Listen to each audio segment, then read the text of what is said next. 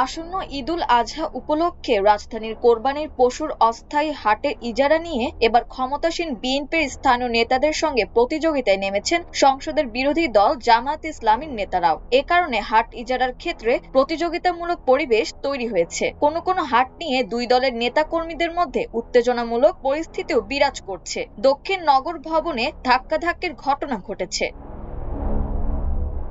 ঢাকা দক্ষিণ city corporation এলাকার হাটগুলোতে প্রতিযোগিতার ক্ষেত্রে জামায়াতের পাশাপাশি এনসিপির নেতাদেরও সক্রিয় দেখা যাচ্ছে। তবে ঢাকা উত্তর সিটিতে বিএনপির একচেটিয়া আধিপত্য লক্ষ্য করা গেছে।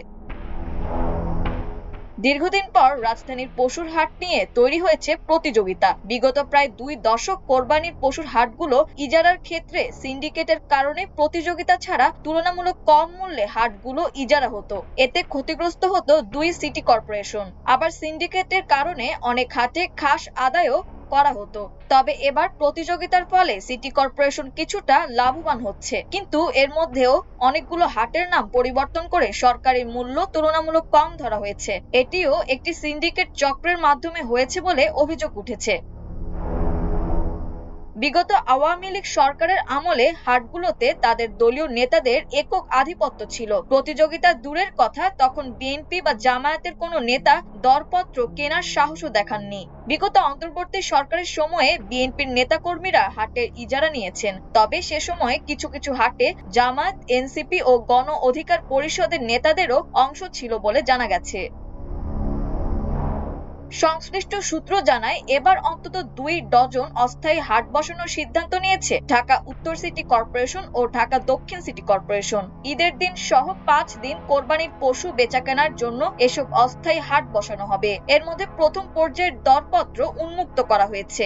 বেশিরভাগ হাটে তীব্র প্রতিযোগিতা হলেও ডিএসসিসির 2টি এবং ডিএনসিসির 4টি হাটে কোনো দরপত্র জমা পড়েনি।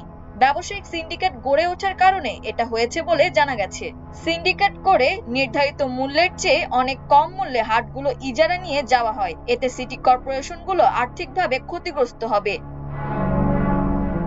গত বৃহস্পতিবার ডিএসসিসির 12টি অস্থায়ী হাটের দরপত্র বাক্স খোলা হয়। ইজারাদার ও তাদের প্রতিনিধিদের উপস্থিতিতে দরপত্রগুলো যাচাই বাছাই করে সর্বোচ্চ দরদাতা নির্ধারণ করা হয়। যেসব হাটে সর্বোচ্চ দরদাতা পাওয়া যায়নি সেগুলো দ্বিতীয় ধাপে টেন্ডারে যাবে বলে জানিয়েছেন কর্মকর্তারা। তাদের মতে এবছর বিএনপি নেতাদের পাশাপাশি জামায়াত নেতারাও হাটের ইজারা পাওয়ার প্রতিযোগিতায় নামার কারণে ভালো দর পাওয়া গেছে। বিভিন্ন হাট ইজারা নিয়ে বিএনপি জামায়াতের স্থানীয় নেতাকর্মীদের মধ্যে উত্তেজনা বিরাজ করছে।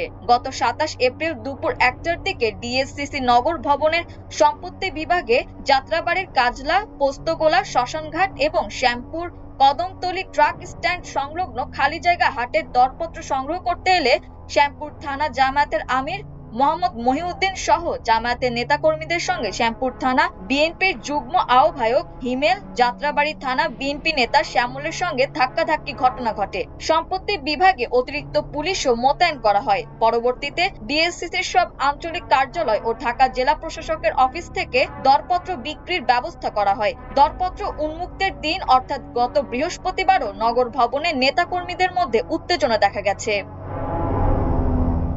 2 সিটি কর্পোরেশন সূত্রে জানা গেছে, 3 ধাপে আগামী 2 সপ্তাহের মধ্যে পশুর হাটের ইজারা প্রক্রিয়া সম্পন্ন হবে। তাছাড়া রাজধানীর 2 স্থায়ী পশুর হাট গাবতলী ও সরুলিয়াতে যথারীতি কোরবানির পশু কেনাবেচা হবে। মাল্টিমিডিয়া ডেস্ক, আমার দেশ।